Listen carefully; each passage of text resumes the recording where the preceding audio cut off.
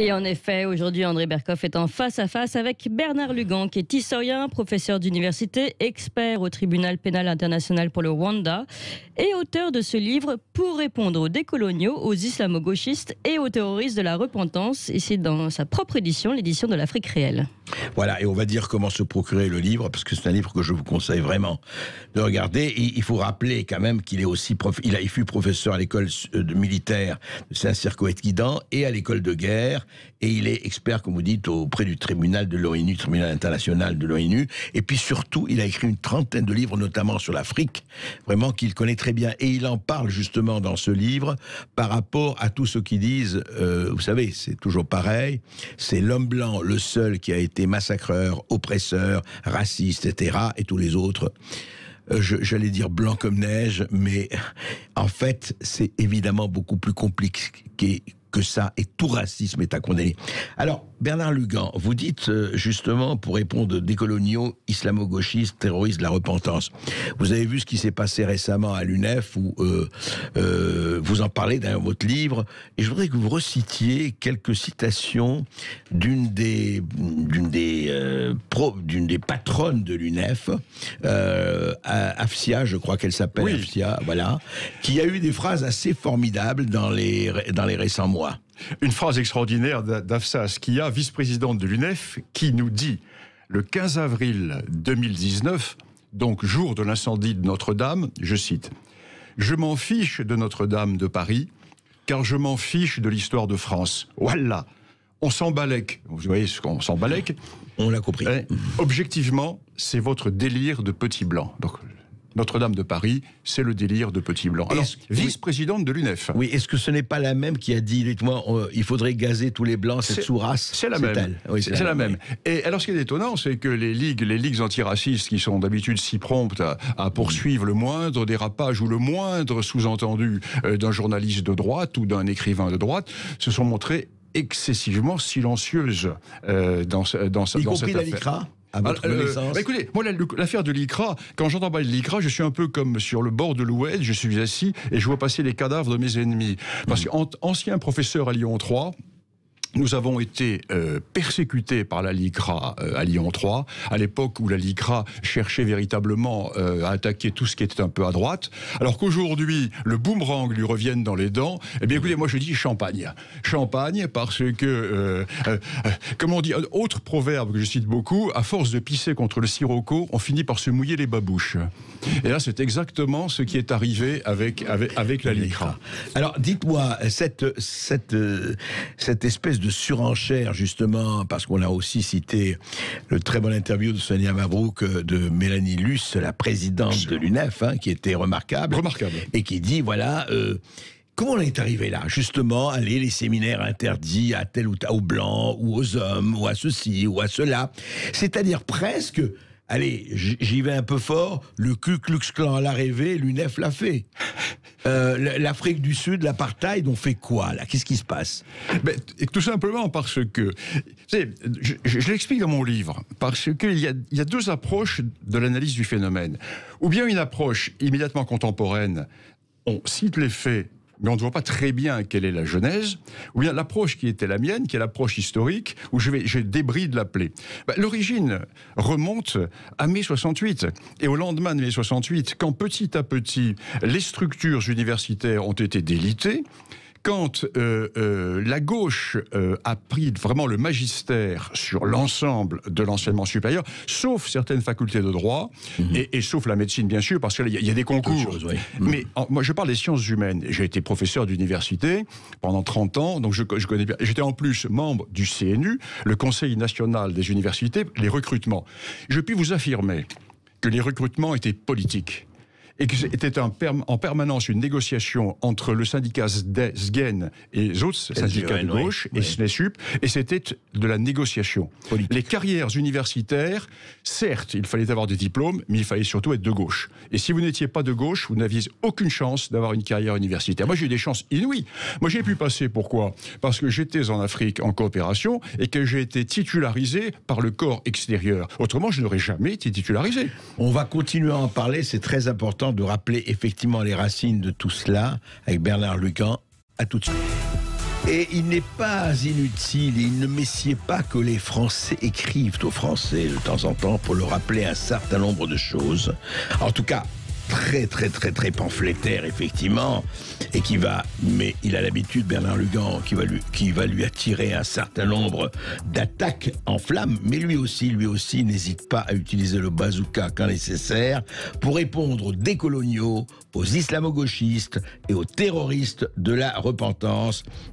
Livre auto-édité, mais qu'on peut évidemment se procurer chez Bernard Lugan. On vous donnera l'adresse et le site. Alors Bernard Lugan, en fait, allons plus loin. Vous avez parlé effectivement de la montée chez les universitaires, comment effectivement... et vous parlez d'endogamie, comment ça? Alors, exemple très simple. L'histoire de l'Afrique en France est un mouvement totalement endogame. Car le recrutement se fait par les copains, par les petits copains, et uniquement dans certaines écuries. Par exemple, cette écurie qui va nous expliquer que les ethnies sont des créations coloniales. Alors, si vous dites que les ethnies ne sont pas des créations coloniales, vous n'avez aucune chance de faire carrière à l'université. Vous avez l'école qui va vous dire que la colonisation est véritablement quelque chose d'épouvantable. Alors, pendant 30 ans, ces professeurs, alors citons-les, les grands noms de l'africanisme français, Kokri-Vidrovitch, qui va décrire l'africanisation, la colonisation comme un acharnement pathologique des Blancs contre les Africains. Vous avez Jean-Pierre Chrétien ou Jean-Loup Hamsel qui vont nous dire que les ethnies ont été créées ou amplifiées ou codifiées par la colonisation. Alors, je dis souvent... Et oui, en réalité, alors? La réalité, mais vous avez 1500 à 1800 ethnies en Afrique. Il y en a 4 ou 5 qui, effectivement, ont eu des acronymes qui ont été créés par la colonisation par mesure administrative pour regrouper quelques petits groupes très épars, mais les autres ethnies existaient bien sûr avant la colonisation. Et je dirais même, c'est beaucoup plus grave, dire que les ethnies n'existaient pas est un mépris pour les Africains. Ça veut dire que avant... Les ethnies ont quoi, des siècles de... Oui, elles ont, certaines ont des siècles, d'autres ont plusieurs générations. D'accord. Quand la colonisation se fait, les ethnies existent. Et nier l'existence des ethnies, c'est une insulte à l'Afrique. Ça veut dire que les Africains étaient une masse indifférenciée qui ont attendu des colonisateurs européens jusqu'à l'existence de leur propre identité. Oui, c'est un mépris profond de l'Afrique. C'est un mépris qui frôle le racisme. C'est un mépris profond. Alors moi qui suis un ethno-différentialiste et un ethnologue, qui voit le réel, qui travaille avec... Mes 2 thèses est portée sur les ethnies africaines, je dis mais c'est de la folie. Alors quand pendant des décennies, vous avez ces enseignants qui expliquent aux jeunes Africains que les ethnies n'existaient pas et que s'ils disent qu'ils appartiennent aux Bambara, aux Baoulés ou autres, c'est qu'ils sont mal décolonisés. Si en même temps, vous leur dites... Vous avez énormément souffert. La colonisation vous a brimé. La colonisation vous a massacré. La colonisation vous a génocidé. Eh bien, vous avez le courant décolonial. Le courant décolonial qui va résulter directement de cette immense responsabilité des africanistes français et des sciences humaines. Et je parle des africanistes qui sont acharnés sur la victimisation. Ah, complètement. Je suis très bien placé pour le dire parce que j'étais le seul africaniste dissident au sein de l'université française. D'ailleurs, heureusement, j'ai fait beaucoup de boxe française dans la vie. Je suis un combattant et un homme de duel. Donc, j'ai toujours fait face. Mais j'imagine d'autres collègues qui n'avaient pas, comment dirais-je, la tripe cyranesque qui est la mienne. Ils se sont écrasés. Et l'africanisme français, aujourd'hui, est aux mains du courant décolonial. Alors, ceux qui ne sont pas décoloniaux sont lâches. Et ils se taisent. Alors prenons un exemple, la députée, parce qu'elle a été au centre de beaucoup de polémiques, la députée France Insoumise Danielle Obono, qui à chaque fois parle effectivement de décolonial, etc., de cette France. D'ailleurs, elle n'est pas la seule qui est raciste systémique, hein. On dit France raciste systémique. Ça veut dire génétique. Ça veut dire génétique. Ça veut dire pratiquement génétique. Et alors prenons cet exemple. Je lui consacre un chapitre. Oui, exactement. C'est pour ça que... Elle a beaucoup de mal, pour un historien et pour un ethnologue, à se présenter comme une victime. Parce qu'elle revendique son appartenance à 2 grands peuples africains, qui sont 2 grands peuples éminemment respectables, les Fang et les Pounous. Or, les Fang et les Pounous sont 2 peuples conquérants qui ont réduit en dimitude les peuples conquis dans toute la région. L'esclavage, ça veut dire. Ouais, Disons, en esclavage, oui. et qui ont vendu effectivement un certain nombre de conquis aux esclavagistes européens. C'est une histoire qui est parfaitement connue. Je cite toutes les références concernant cela. Les Fang et les Punu, deux grands peuples qui ont pris dans leur tenaille prédatrice tous les peuples de la région de l'Ogooué. C'est situé où? Gabon, Congo-Brazzaville. Et quand vous voyez Madame Obono qui se présente comme une descendante de victime, ça fait éclater de rire l'africaniste que je suis. Et les africanistes qui connaissent le pays, ce sont des peuples qui sont des peuples expansionnistes. Ce ne sont pas des peuples passifs, ce ne sont pas des peuples qui subissaient, ce sont des peuples qui étaient moteurs, conquérants et prédateurs. D'accord. Et effectivement, mais encore faut-il connaître l'histoire ethnique. C'est ça. Et effectivement, tout ça passe de, voilà, on fait du passé, faisons table rase. Bon, maintenant, quand même, reconnaissons Bernard Lugan que dans le colonialisme occidental, il y a eu quand même des choses qui n'étaient pas reluisantes, c'est le moins que l'on puisse dire. Moi, je n'ai jamais été un colonialiste, mais je suis un lyotéen. Je suis un ethno-différentialiste et je considère, à la différence des républicains, de la gauche républicaine universaliste qui a lancé la colonisation au nom des valeurs supérieures de la démocratie, des droits de l'homme et de l'universalisme, moi je dis comme le maréchal Lyautey, ils ne sont pas inférieurs, ils sont autres. Au moment où Léon Blum disait, il est du devoir des races supérieures d'apporter la civilisation aux races inférieures. Jules Ferry aussi. Jules Ferry, ouais. Victor Hugo, etc. Moi je ne suis pas de ce courant-là, moi je suis du courant de la droite légitimiste et monarchiste qui a toujours reconnu l'ethno-différentialisme et toutes les civilisations qui ont leur grande vertu. Oui. Quand Lyautey disait mais ah bon, des races inférieures, les Ming, inférieures les civilisations monarchistes marocaines, inférieures les Saadiens.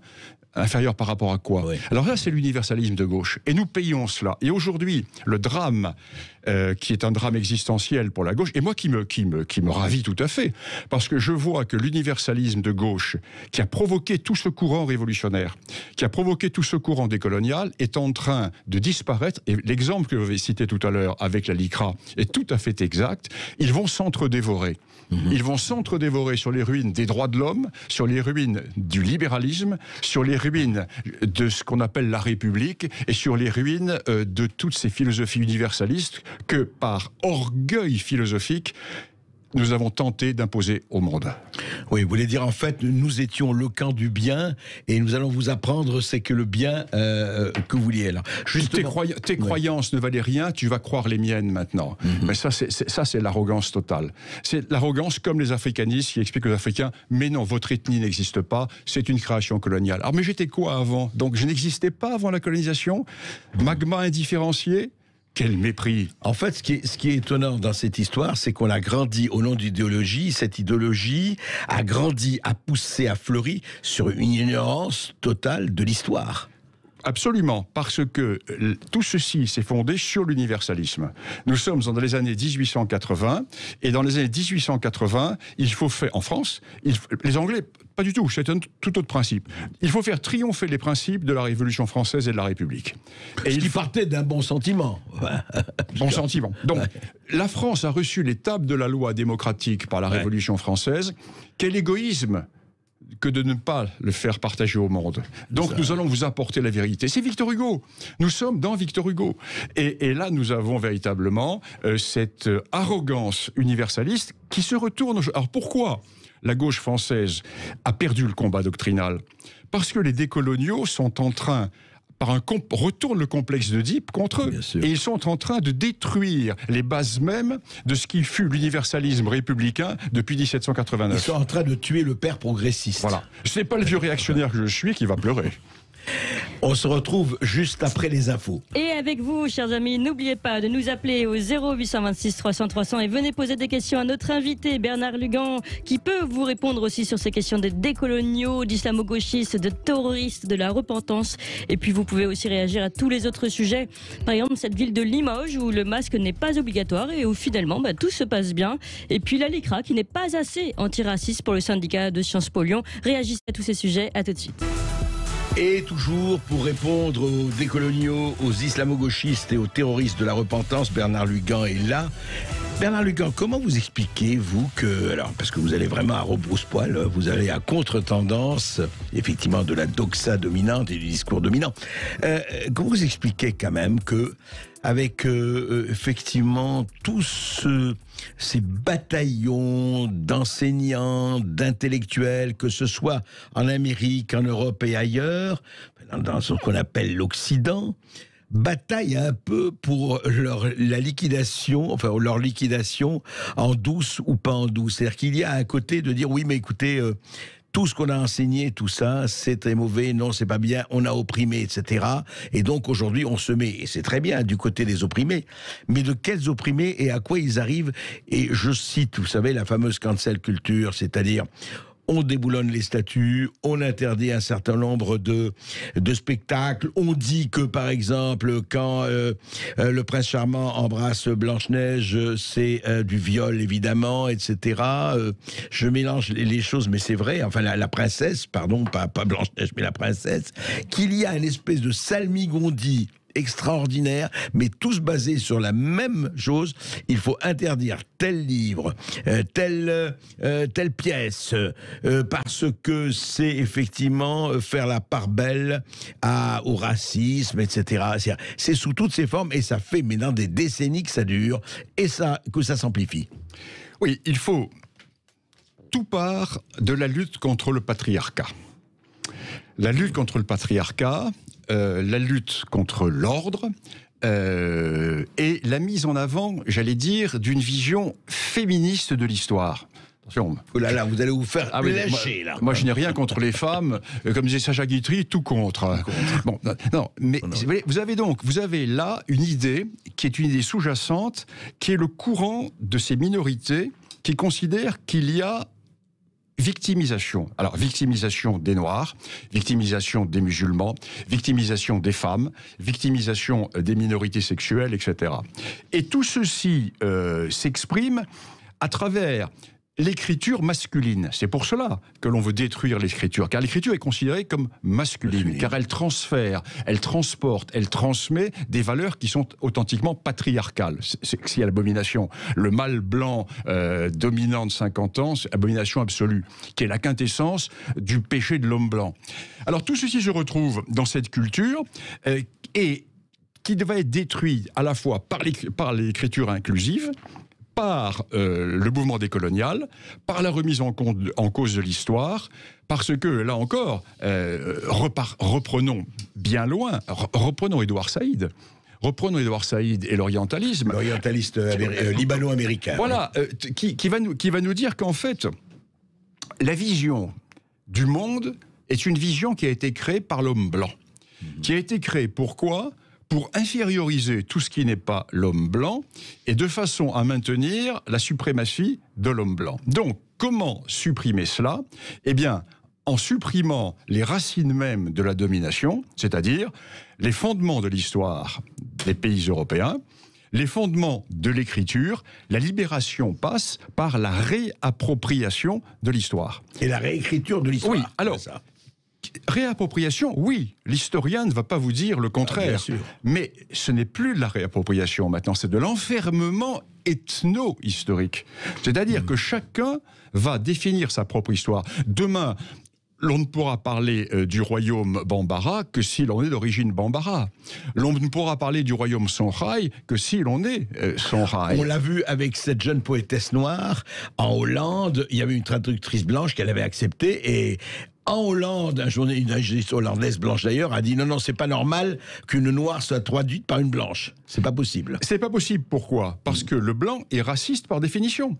Il est raciste par, j'allais dire, génétiquement. Alors, nous voyons ces gens qui ont lutté contre les gènes, qui s'accrochent à cela pour essayer de renverser, entre guillemets, le mâle dominant blanc et le patriarcat. Alors que c'est le nazisme qui parlait de génétisme, il faut pas le... Et puis alors, ça arrive au stade, regardez, c'est quand même le New York Times qui explique qu'il ne comprend pas comment on va célébrer le 200e anniversaire de la mort de Napoléon, qui est le symbole de la suprématie blanche, quand même joli, quoi. Alors que Napoléon a supprimé les condamnations de l'homosexualité, alors que Napoléon a eu des lois excessivement libérales, même concernant l'esclavage, car il faut encore en parler de cette histoire de l'esclavage. Parce qu'on a dit Napoléon loi esclavagiste, mais il l'a supprimé pendant les 100 jours. Oui, si tout à fait. Et puis l'esclavage, il ne l'a jamais rétabli en France. Il n'y avait jamais eu d'esclavage sur le territoire métropolitain. Alors, ceci est très important parce que vous parliez du New York Times, qui va écrire black avec un B majuscule et blanc white avec un W minuscule.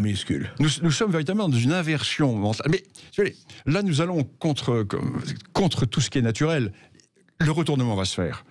Le retournement ne peut que se faire parce que, comme disait Auguste Comte, on ne commande à la nature qu'en lui obéissant. Et si l'on ne tient pas compte de ces lois naturelles, eh bien, le grand retour va se faire. Regardez, c'est le maoïsme. Toute ma jeunesse, j'ai vécu avec des gens qui, en face de moi, portaient le petit livre rouge Mao, qui aujourd'hui, d'ailleurs, sont tous à la gauche caviar et habitent Boulevard Saint-Germain ou Place des Vosges, n'est-ce pas? Donc, le retournement va se faire. Regardez le retournement. Regardez comment ce pauvre Julien Drey ne sait plus où il habite. Je regardais un débat l'autre soir à la télévision où il était avec je ne sais plus qui, et il ne sait plus où il habite. Il ne sait plus comment défendre ce courant. Il a véritablement, à l'heure actuelle, la révolution détruit ses enfants. Nous sommes véritablement... Dévore ses enfants. Nous sommes exactement là. Moi, je crois qu'il faut... Je regarde avec amusement, et chaque jour, je vois un pan de cet universalisme qui, depuis des décennies, a réduit la France à ce qu'elle est devenue, s'effondrer. Alors, la réaction va revenir, c'est bien évident. La balance de Démos à César, hein, comme disait Charles Maurras, la balance de Démos à César, ben, nous allons avoir véritablement un retour. Mais oui, mais vous dites ça, mais en même temps, quand même, la doxa, encore une fois, même s'il y a, est quand même de façon très forte, parce que comment faire que ces milliers d'intellectuels et autres, africains et autres, et où il y a des gens, d'ailleurs, vous savez que beaucoup d'Africains se révoltent contre ça, ne sont pas du tout d'accord. Ah, mais moi, je vois reçu Stella Kamgan, nous avons reçu beaucoup de gens, Louis Kahn, etc., qui sont complètement contre cette idéologie dominante. Mes étudiants africains, je reçois tous les jours des mails qui me disent mais monsieur, vous êtes devenu fou en France. Vous êtes devenu fou. Parce qu'en fait, quand vous expliquez par exemple un Tutsi, je prends l'exemple d'un Tutsi, que le Tutsi n'existait pas avant la colonisation, et que les Tutsis étaient les riches et que les Hutus étaient les pauvres. Toute la civilisation rwandaise s'est faite sur la lance et la vache qui dominaient la houe et la glèbe. C'est l'histoire millénaire de la région des Grands Lacs. Donc vous leur retirez complètement cette histoire. Nous n'existions pas. Nous étions quoi alors avant la colonisation? Oui, cet universalisme qui est assassin. Et les responsables sont les africanistes français. Ce sont mes collègues de l'université qui ont, par souci, parce que ces gens étaient en fait des idéologues, qui étaient de la génération des guerres d'indépendance, et qui avaient fantasmé le tiers-monde. Et ils ont voulu poursuivre, après les indépendances, le combat de leur jeunesse, qui était le combat anti-impérialiste. Et vous mettez dans le même cadre le rapport Stora, commandé par Emmanuel Macron sur l'Algérie, la guerre d'Algérie, etc. Mais ce Stora est un trotskiste. Benjamin Stora était dans les mouvements d'ultra-gauche et gauchistes pendant ces périodes, la période des années 65-70. Stora n'écrit pas l'histoire de l'Algérie. Stora a écrit l'histoire de l'Algérie vue par le FLN. Stora connaît parfaitement le sujet, mais c'est un historien engagé. Je ne lui reproche pas d'être un historien engagé, nous le savons. Mais ne prenons pas Stora comme le parangon de vertu historique. Stora a fait l'histoire officielle du FLN. L'histoire officielle qui est racontée au journal d'Algérie, c'est une histoire qui est racontée par Benjamin Stora, entre autres. Oui, enfin, Benjamin Stora, d'ailleurs, pourra tout à fait répondre s'il veut, on l'y invite, mais c'est vrai qu'à chaque fois, c'est tout ce problème et cette stratégie des discours. Et vous avez en tout cas, et une chose que dit Bernard Lugan et qu'écrit Bernard Lugan, il faut retrouver les sources et s'occuper des sources et s'occuper de l'histoire. Parce que, comme disait Adorno, à ignorer l'histoire, on se condamne à la répéter. Et ce n'est pas non plus comme ça qu'on s'en sortira. Clémence. Allez, c'est à vous, en tout cas, de réagir à tous ces propos. 0826 300 300. D'accord, pas d'accord. Ici, on parle vrai et on parle et on discute. Donc, vous venez poser des questions à Bernard Lugan et vous pouvez aussi, évidemment, réagir à tous les autres sujets. Cette ville de Limoges sans masque dans les rues, sauf dans les marchés. Et puis, par exemple, la LICRA qui n'est pas assez antiraciste pour certains syndicats, dont celui de Sciences Po Lyon. Vous réagissez à tous ces sujets au 0826 300 300. Sud Radio, Berkov dans tous ses états. Et non, les carottes ne sont pas cuites tant que vous serez là et que vous continuerez de nous appeler au 0826 300 300. Je vous propose un petit tour à Aix-en-Provence. On donne la parole à Christophe. Bonjour Christophe. Oui, bonjour Christophe. Bonjour Clémence, bonjour André, et bonjour à l'ours courageux, c'est-à-dire le Bernard. Mais vous êtes, avec tout le respect que je vous dois, monsieur le professeur, vous vous battez pour une guerre perdue d'avance, puisque l'hégémonie culturelle, hélas, depuis 60 ans, est plutôt de l'autre côté. Et je voulais dire aussi une autre chose. Si nous ne faisons pas la francophonie, ça sera un autre paradigme, c'est-à-dire la religion qui l'emportera. Et tous les maoristes et autres utilisent, en croyant qu'ils vont être les plus malins, le spirituel pour arriver à leur œuvre de destruction. Mais ce seront eux qui seront détruits. Oui, et ça me rappelle effectivement le Toudé communiste iranien qui avait favorisé la venue de l'Ayatollah Khomeini, et on a vu ce qu'ils sont devenus, le parti communiste iranien Toudé. Juste Christophe, je veux dire, Bernard Lugan, alors la guerre est perdue d'avance, comme dit Christophe? Non, la guerre est perdue d'avance si on ne la mène pas. Tout combat qui n'est pas mené est perdu d'avance, effectivement. Moi, je ne crois pas. Je crois que je suis même assez optimiste, parce que ce qui nous bloquait, ce qui bloquait à présent, c'était cette chape idéologique et cette doxa. Or, cette doxa qui n'a jamais pu être attaquée par le courant antisocialiste, disons le courant de droite, entre guillemets, est en train d'être détruit par les propres enfants de cette gauche qui sont les décoloniaux et les autres, qui sont en train de faire sauter toutes leurs valeurs et toutes leurs références. Ces références qui, pour moi, sont des références mortifères, c'est-à-dire ces références universalistes, de droits de l'homesque, ces références qui sont des références totalement européocentrées et que nous avons voulu plaquer sur le monde entier. Tout ça est en train de sauter. Alors, il va y avoir un vide. Il va y avoir un vide, une période d'anarchie intellectuelle, c'est clair, mais dans l'histoire, après les périodes d'anarchie, il y a toujours des périodes de reconstruction, et ceci est en train de s'amorcer tout doucement, et je crois que ça va prendre du temps, mais je crois que nous sortons d'une époque. Oui, nous sortons de l'époque des Lumières. Nous sortons de l'époque des Lumières, contrairement aux grandes références qui sont faites tous les jours par nos autorités, et nous entrons dans autre chose. Dans quoi? Je ne sais pas, mais nous sortons déjà de cela, ce qui est un très bon point pour moi. Oui, alors juste un mot, Bernard Lugan, je trouve que vous jetez un peu vite le bébé des Lumières avec l'eau du bain. Parce que quand même, vous dites ça, universaliste, pas bien, tout ça, est-ce que vous ne le renversez pas, est-ce que vous ne tombez pas dans un autre excès? Puisque au nom de quoi, aujourd'hui, des peuples entiers, et vous le savez très bien, ont aspiré à la liberté. Je ne parle même pas des printemps arabes. Mais regardez toutes ces femmes en Iran qui rejettent le voile. Elles rejettent le voile, non pas au nom... Parce que dire le respect des cultures, etc., est-ce que ce n'est pas quand même par hasard, on dit oui, mais nous, on est bien dans la démocratie, dans la liberté, etc. Et puis vous avez d'autres traditions, et puis vous laissez quand même... Voilà, et ces autres traditions, c'est justement l'esclavage, l'asservissement des femmes, la ségrégation, etc. Est-ce qu'on n'est pas un tout petit peu là, ce que vous appelez de vos voeux, est-ce que ce ne serait pas un certain confort occidental qu'on a perdu, certes, mais est-ce qu'on n'a pas apporté des choses de ce point de vue-là aux gens qui disent, écoutez, on n'a pas du tout envie de vivre comme il y a 1000 ans ou comme 700 ans, etc. Alors, il y a plusieurs choses. Effectivement, nous avons apporté énormément de choses. Déjà, nous avons apporté la médecine. Quand vous pensez qu'un pays comme l'Algérie avait 1 million d'habitants et un peu moins quand nous sommes arrivés, et aujourd'hui l'Algérie a 47 millions d'habitants. L'Afrique avait moins de 100 millions d'habitants en 1900, bientôt va avoir 2 milliards. Donc nous avons apporté énormément de choses. Il ne faut surtout pas jeter le bébé avec l'eau du bain, c'est évident.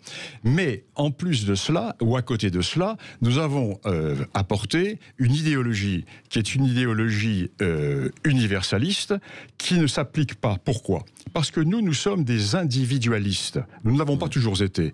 Nous sommes des individualistes à la suite des diverses révolutions. La révolution de la Réforme, le XVIIIe siècle, la Révolution française, etc. Donc nous sommes devenus des individualistes. Et nos sociétés sont basées sur l'individu. Or, en dehors de l'Europe, les sociétés sont communautaires. Et comme elles sont communautaires, nos règles de fonctionnement individualistes ne s'appliquent pas. Regardez en Afrique, chaque fois qu'il y a une élection, c'est un sondage ethnique grandeur nature. Chaque fois qu'il y a une élection, c'est l'anarchie. Le discours de La Baule de François Mitterrand a provoqué l'anarchie. Jusqu'au discours de La Baule, la coopération française essayait, par le colbertisme, de créer des États. Et du jour au lendemain, avec le discours de La Baule, Mitterrand a dit non, maintenant c'est le suffrage universel, c'est la démocratie, c'est le multipartisme. Multipartisme ethnique, sondage ethnique, anarchie, etc.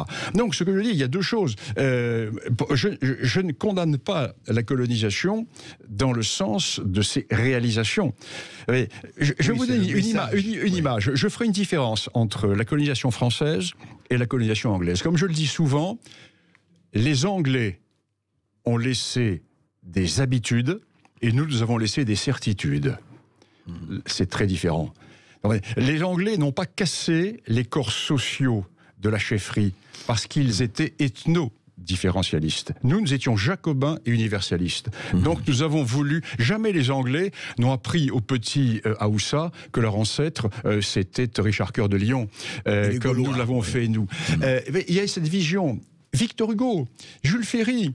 l'esprit des Lumières, l'universalisme. La France ne peut pas rester, elle seule, avec la possession de ces tables de la loi démocratique qui lui sont tombées du ciel. La générosité de la France, c'est de les donner au monde et de se fondre dans cet universalisme. Victor Hugo le dit. La France sera grande le jour où elle sera fondue dans l'universalisme. Cela dit, c'était quand même aussi le message de De Gaulle, patriote français s'il le fut, quand il disait la France a un message à apporter au monde. Oui, mais sur des racines, sur un socle, colomber les deux églises ne sera jamais colomber les deux mosquées. C'est De Gaulle qui le dit. Attention, un message certes, mais avec un socle défini, avec un patriotisme, un nationalisme enraciné. Christophe est toujours avec nous ? Oui, je voudrais dire quelque chose. Oui, allez-y. Où je ne suis pas d'accord avec vous, Monsieur Lugan. C'est pas la gauche, c'est le mouvement que nous avons à l'heure actuelle. Ce n'est pas un mouvement social, c'est Savonarole. C'est pas pareil. Et ça ressemble beaucoup au Khmer Rouge, Mao, etc. Et je trouve qu'on fait un abus de langage d'utiliser la gauche pour nommer ces gens-là. Oui. Je suis assez d'accord, ce n'est pas la gauche. Allez-y. Alors, monsieur, pardon. La gauche, c'est social. La gauche, ce n'est pas sociétal. La gauche, c'est pas des lois privées, c'est-à-dire des privilèges. Et ce qu'ils nous proposent tous les jours, ce sont des privilèges. La gauche, c'est les 35 heures, c'est 5 semaines de congé par oui, c'est le social. Oui, mais Christophe, vous avez raison. Attendez, Lucas. Non, je crois que vous n'êtes pas en désaccord profond. Je crois que vous parlez de deux choses différentes. Tout à fait. La gauche, le social, vous avez tout à fait raison. Et je pense que ça va au-delà de la gauche, cette histoire je crois que quand il utilise l'expression Khmer Rouge, elle n'est pas fausse, Christophe. Je parlais tout à l'heure du petit livre rouge et des Mao. Oui, monsieur, je suis d'accord avec vous. Seulement, ce que je montre dans mon livre, c'est que le résultat que nous observons aujourd'hui est la conséquence de l'évolution de trois gauches. La gauche universaliste qui a lancé le phénomène colonial. 2, la gauche tiers-mondiste qui, dans les années 50-60, ajoute le côté souffreteux et culpabilisateur. Et troisièmement, la gauche universitaire qui, depuis une trentaine ou une quarantaine d'années, a totalement dévoyé les sciences humaines, notamment pour ce qui est l'ethnologie, la sociologie, la psychologie et les sciences africaines. Voilà ce que je veux dire.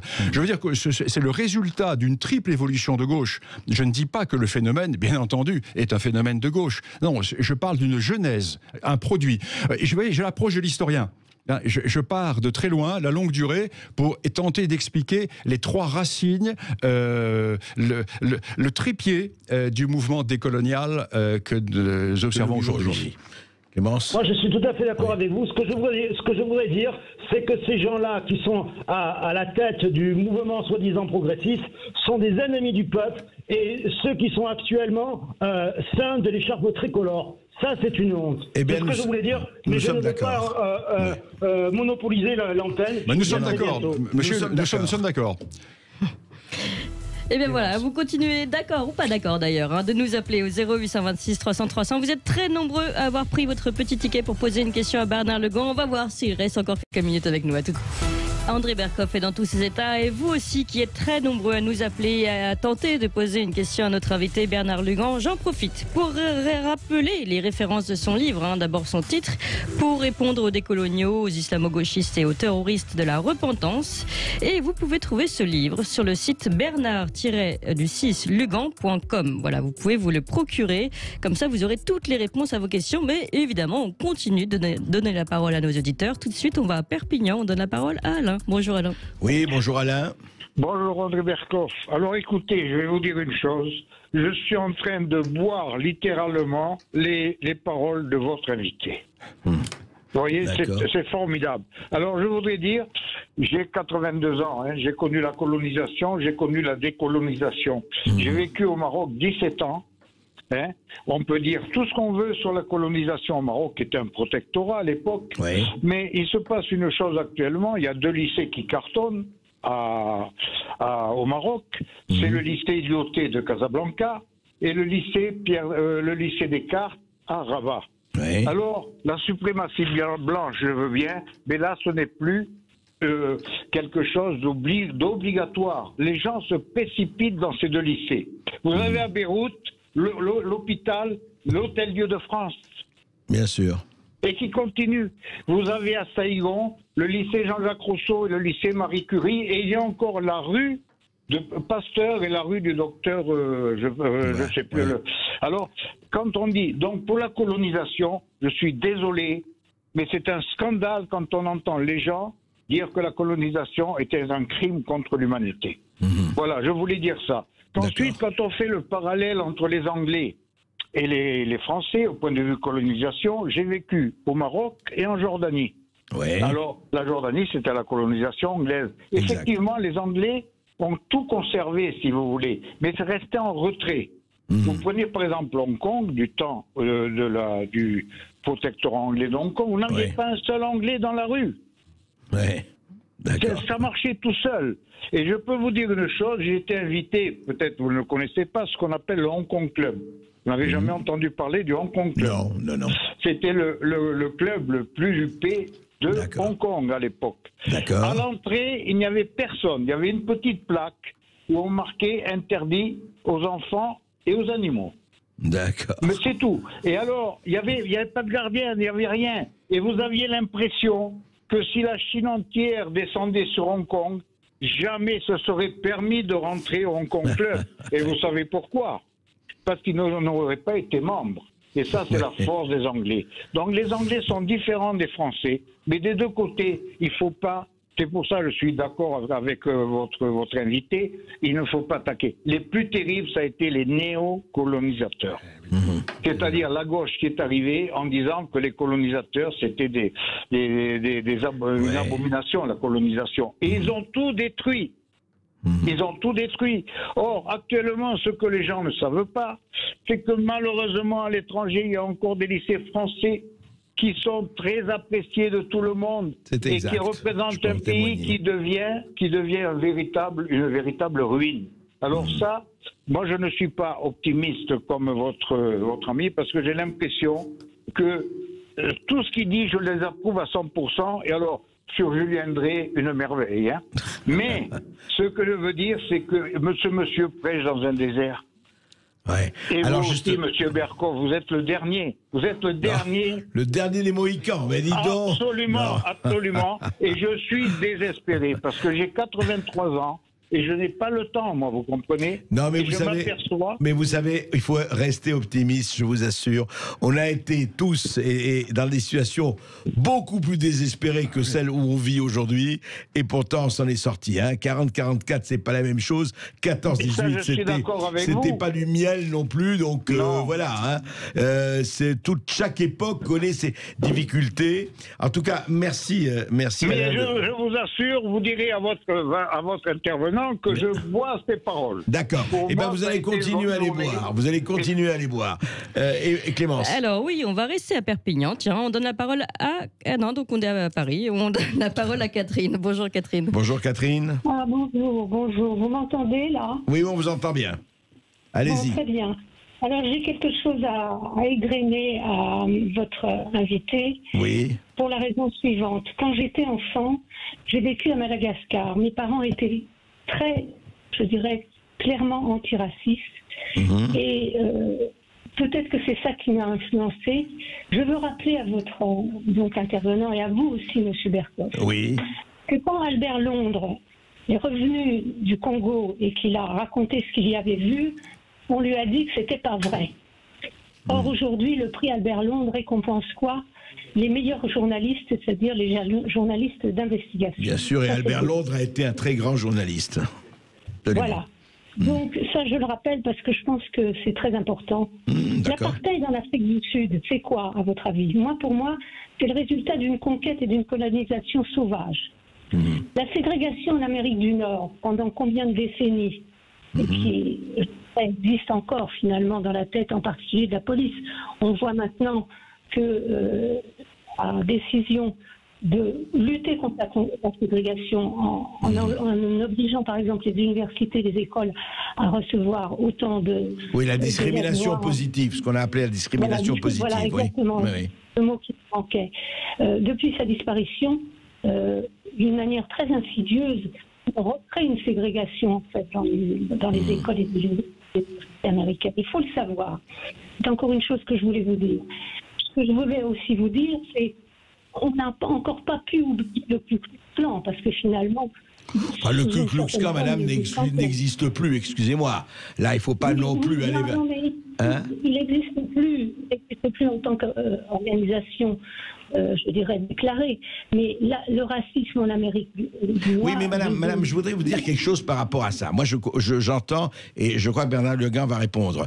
Moi, je suis d'accord, mais vous savez, moi, je suis violemment anti-esclavagiste, antiraciste et tout ça. Et quand je dis violemment, je le pense. Simplement, je pense qu'il ne faut pas avoir les deux poids, deux mesures. Ce qui m'embête, et je ne parle pas de vous, madame, ceux qui ont des discours, effectivement, qui disent là, voilà la ségrégation, mais qui ne disent pas qu'aujourd'hui, en Libye, en Mauritanie, il y a l'esclavage. Qu'aujourd'hui, en Afrique, aujourd'hui, à l'heure où je vous parle, et pas seulement en Afrique, au Qatar, qui construit, à votre avis, les infrastructures des Jeux Olympiques du Qatar? Comment ils sont traités dans un certain nombre de pays? Ça, pas un mot chez les bonnes âmes. Pas de l'antiracisme à sens unique. Moi, je dis qu'il faut être dans les deux sens. Quand on est contre la discrimination, quand on est contre tout ça, il faut l'être des deux côtés. On est en 2021, je ne sache pas, et j'entends pas beaucoup, les bonnes âmes de l'antiracisme officiel s'offusquer de ce qui se passe dans certains pays d'Afrique noire et autres. Mais je voudrais que Bernard Lugan peut-être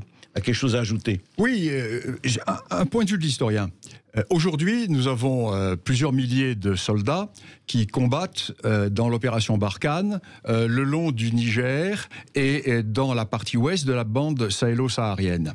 Bien, ils combattent exactement aux mêmes endroits que leurs grands anciens, que nos grands anciens combattaient dans les années 1892-95 pour lutter contre les esclavagistes, qui étaient d'ailleurs les ancêtres de ceux qui aujourd'hui sont les djihadistes. Et nous avons donc une permanence qui est tout à fait importante dans cette histoire. Et quand vous prenez l'éclairage de l'historien, vous vous rendez bien compte que les phénomènes sont des phénomènes qui sont parfois contemporains, mais qui s'inscrivent dans une très longue durée. Vous parliez de l'apartheid tout à l'heure. L'apartheid, c'est un mot d'origine française. Apartité. Qui a inventé l'apartheid? Au départ, ce sont les protestants français qui, après la révocation de l'édit de Nantes, sont partis en Afrique du Sud. J'ai écrit plusieurs livres sur la question, dont je connais un peu le problème, et qui sont arrivés dans une colonie hollandaise. et qui ont voulu rester entre eux, à part. Ils ont dit aux Hollandais, nous voulons vivre à part. Premier apartheid qui date donc des années 1740, 1750, 1760. Le second apartheid va être quand ces Hollandais et ces colons français vont fusionner et qu'ils ne vont pas vouloir être mêlés aux Anglais. C'est le deuxième apartheid. Et le troisième apartheid, c'est quand ils vont vouloir rester dans leur zone blanche au nom de la Bible. Car c'est un phénomène religieux au départ qui part du principe suivant. Nous sommes chez les calvinistes. Dieu a créé les Blancs et les Noirs. S'il avait voulu créer un peuple métis, il aurait été assez grand pour le créer lui-même. C'est donc un péché d'orgueil que de créer ce métissage. Donc, ils vont, au nom des principes calvinistes, développer cette notion d'apartheid, qui n'est pas le suprématisme américain. C'est la séparation. Tandis qu'aux États-Unis, c'était autre chose. Aux États-Unis, effectivement, c'était une exploitation. Le but de l'apartheid, c'était la séparation, qui n'est pas arrivée à son terme, bien entendu, parce qu'il y a tous les événements historiques. Il ne faut pas confondre le suprématisme et le ségrégationnisme qui se passait dans les États du Sud des États-Unis avec le courant hérité du calvinisme en Afrique du Sud. Catherine ? Je peux répondre à votre intervenant. Alors, j'ai pas fini en fait d'exprimer ce que je voudrais mettre en valeur. Quand M. Sarkozy a dit « c'en est assez de la repentance », j'étais stupéfaite parce qu'il ne s'agissait pas du tout de dire que c'en était assez de la repentance. Elle n'avait jamais commencé. On n'avait même pas donné les excuses colonisées qui existent encore finalement dans le département des Antilles françaises, puisque le drame de la chlordécone, qui a donné le cancer à beaucoup de jeunes gens, cancer des testicules, n'est pas considéré comme un problème par l'État français, et qu'aujourd'hui, ce qui se passe aux Antilles, le déboulonnage des statuts, et je dirais la conséquence de ce mépris, de ce silence et de cette hypocrisie de l'État. Vraiment, la repentance, elle n'a jamais commencé. C'est vraiment, je dirais, mentir que le dire. Ce serait quoi pour vous la repentance? Qu'est-ce qu'il faudrait faire pour vous, Catherine? Puisque vous dites que ça n'a jamais commencé. Tout simplement, raconter l'histoire avec un grand H à l'école, au collège, au lycée, avec objectivité, ce que l'on ne fait pas. Je regrette que Vergès soit mort pour raconter aussi pourquoi il était devenu le défenseur. Non, mais on ne va pas reprendre toute l'histoire. Voilà, non, mais disons, il y a une grande hypocrisie. Et votre intervenant évoque Dieu pour dire que s'il avait voulu fabriquer les métis, il l'aurait fait. Excusez-moi, mais ça me fait doucement sourire. Parce que Dieu n'a rien à voir dans le fait que des gens ont la peau noire. Ce serait bien. Mais c'est pas ce qu'il dit, madame. C'est dans mes Catherine. C'est pas ce qu'il dit. Il vous retrace que ce que disaient les calvinistes en invoquant la Bible. Avez-vous entendu parler de la prédestination chez les calvinistes? Non, je n'ai pas. Ah bon, écoutez, madame, alors allez aux sources. Je pense que le patriarcat, c'est vraiment un problème dans votre tête, monsieur. Non, mais je crois que vous êtes dans une approche larmoyante et autoflagellatrice. Je ne suis pas du tout larmoyante, monsieur. Je suis en colère. Mais de toute façon, madame. Les gens de votre espèce. Mais écoutez. Voilà. Écoutez, c'est votre droit. C'est parfait. Que les autres, sans l'avoir vécu dans leur chair, ce que c'est d'être noir ou d'être arabe. Parce que c'est vraiment un problème. Et vous avez vécu ça dans votre chair, madame. Écoutez, on ne va pas passer. J'aimerais que ce reste poli. Vous ne vous débattez pas à la place et on ne va pas se renvoyer les témoignages. Vous n'êtes pas d'accord, c'est tout à fait votre droit et chacun doit garder son droit d'être d'accord ou pas. Je pense qu'en tout cas, il faut s'expliquer et je pense qu'il faut lire l'histoire, il faut aller plus loin et je crois en tout cas que honnêtement, que le masochisme de la repentance, que ce soit à l'égard de qui que ce soit, n'est pas la position qui va faire avancer les choses, ni pour les populations opprimées, ni pour les autres. Et ne pas oublier, madame, que, encore une fois, tant que vous ne parlez pas de l'esclavage qui se passe aujourd'hui dans ces populations, eh bien, je dirais que vous aussi, vous êtes vraiment légèrement, légèrement partial. Et quand je dis légèrement, c'est une litote. En tout cas, d'accord ou pas d'accord, vous avez tous la parole sur Sud Radio. Donc, vous continuez de nous appeler au 0826 300 300. Et la discussion continue entre les décoloniaux et les coloniaux, les islamo-gauchistes et Bernard Lugan et André Berkoff. Et vous prenez tous la parole et vous nous appelez au 0826 300 300. On va à Perpignan, on donne la parole à Yvette. Bonjour Yvette. Oui, bonjour à Yvette. tous. Bonjour. Bonjour à tous. Donc là, j'écoute bien votre émission. C'est vrai que c'est agaçant, toutes ces pensées négatives. C'est agaçant de toujours ressasser le passé, alors que le passé, on n'y peut rien. C'est vrai que vous avez raison, Monsieur Berkoff. Il faut mieux œuvrer pour ce qui arrive en ce moment. Bien Et sûr. là, on n'a pas que des trucs négatifs, quand même. Là, des pensées négatives. Regardez ce que fait Madame Francine Leca, chirurgienne du cœur, pour tous les Africains. Ouais. Regardez ce qu'elle fait. Elle va en chercher à les opérer, à trouver des familles d'accueil. Ils œuvrent pour toujours aider ces peuples-là. Pourquoi est-ce que dans la vie, on parle toujours de ce qu'on a fait comme chose négative et pas de choses positives? C'est ça qui m'interpelle, moi. Oui, vous avez tout à fait raison. On ne parle pas, assez des choses que font des gens admirables, des hommes et des femmes admirables. La lèpre, Et le combat contre la lèpre. La lèpre, oui, absolument. Voilà, oui, oui. Oui, non, mais tout ce qu'on a fait. Mais vous savez, il y a des gens qui ont besoin de ça pour continuer à se flageller ou s'auto-flageller sur le dos des autres. Voilà, c'est comme ça. Ça fait partie. Merci Clémence. Merci beaucoup Yvette. On va donner la parole à Fela qui nous appelle du Val-de-Marne. Bonjour Fela. Oui, bonjour Fela. Allô, bonjour. Merci de me donner la parole. Et merci à vous, Monsieur Berkoff. Vos émissions sont vraiment formidables et Merci. merci. Merci à vous. Alors, Ouais. tout d'abord, je suis franco-algérienne. Oui. D'accord. J'ai étudié au lycée Descartes d'Alger. Mhm. Donc, en fait, ce que j'ai voulu appeler après un monsieur qui disait que les colonisations, c'était bon. Il s'indignait contre l'expression de monsieur Macron qui avait dit crime contre l'humanité. Oui. D'accord.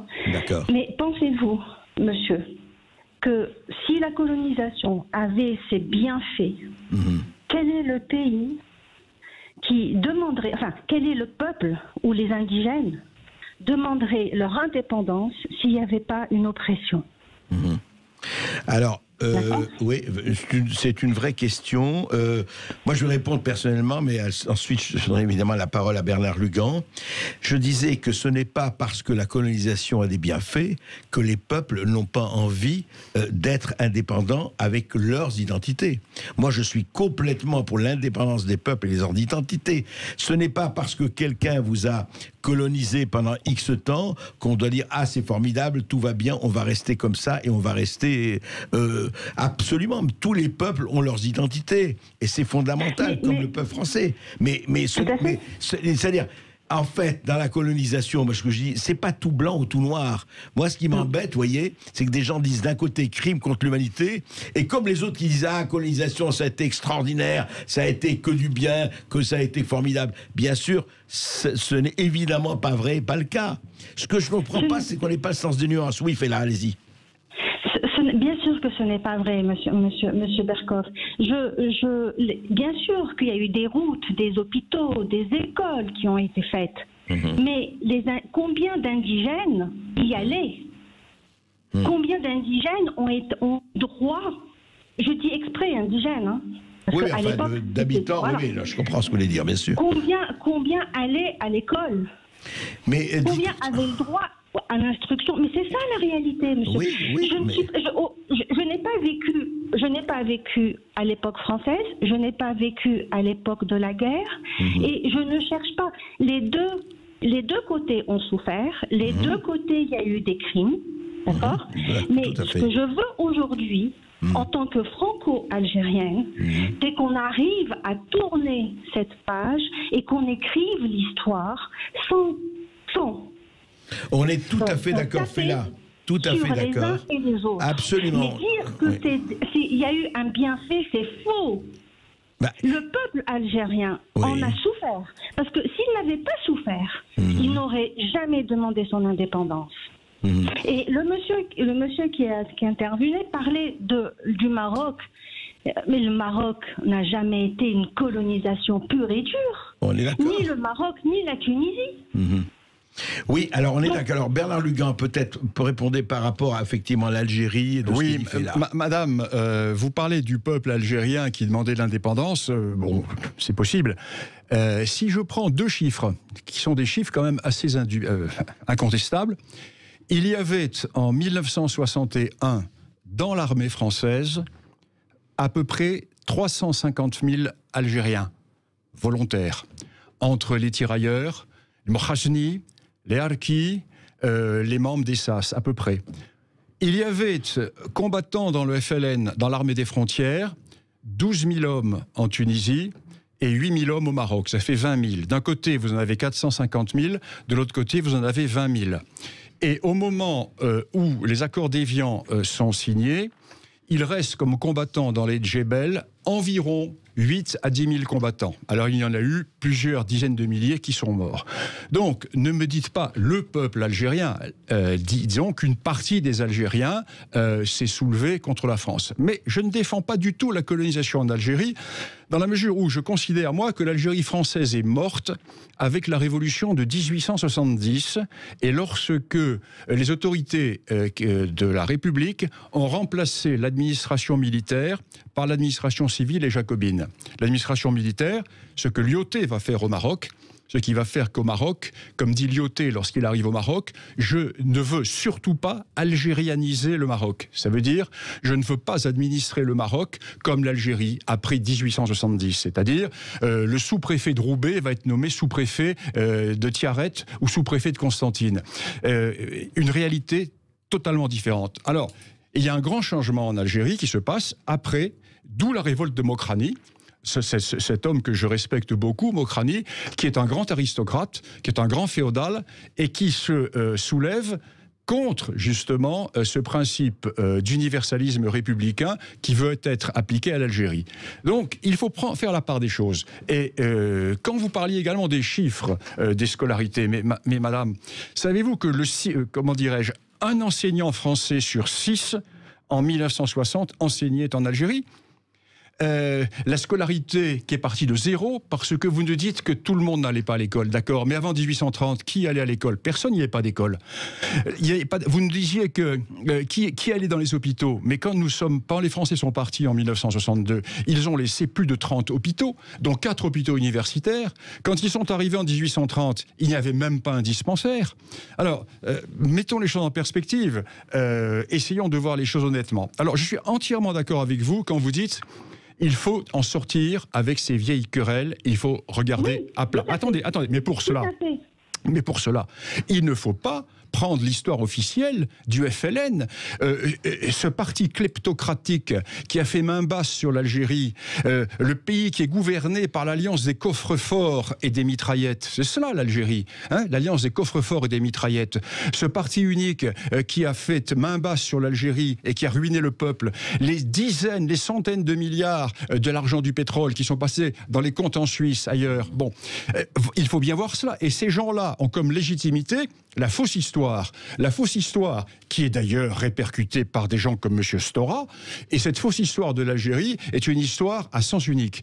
Et il faut que toutes les sensibilités puissent véritablement se mettre sur la table, et ce qu'il y a de très grave dans ce qui se passe en ce moment, c'est que aussi bien du côté algérien que du côté français, il y a 10 ans, les historiens avaient fait de grands progrès. Les grandes questions étaient quasiment éteintes. Et depuis 10 ans, la victimisation et cette recherche de la victimisation fait qu'on est revenu sur cette réalité. Et c'est un recul par rapport aux connaissances historiques. On va reparler, Fela, on va reparler dans une prochaine émission. C'est passionnant et c'est vraiment toute l'histoire du conflit mémoriel. Et comme vous dites, il faut dépasser cela. Et dépassionner. On a autre chose et dépassionner. On a tous autre chose à vivre que cela. Et je vous renvoie à plusieurs sites, celui de Bernard Lugan, bernard-lugan.com, et celui de Sud Radio pour écouter cette émission en podcast et sur sudradio.fr. Évidemment, Sud Radio continue et avec Brigitte Lahaye qui pose la question de la vie à deux avec Anne-Laure Buffet. Tout de suite.